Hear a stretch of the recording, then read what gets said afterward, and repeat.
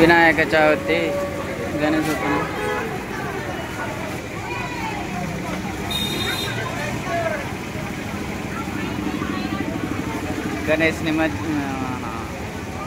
గణేష్ చవితి రోజు. అయ్యో వర్షానికి ఫుల్ ఇప్పుడే వర్షం అందుకున్నది.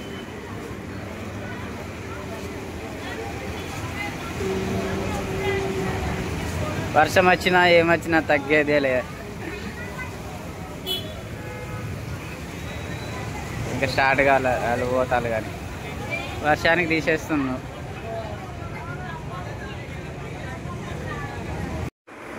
చూడండి ఫ్రెండ్స్, మా ఊర్లో ఎలా తీసుకెళ్తున్నారో మన వినాయక గణపయ్యను.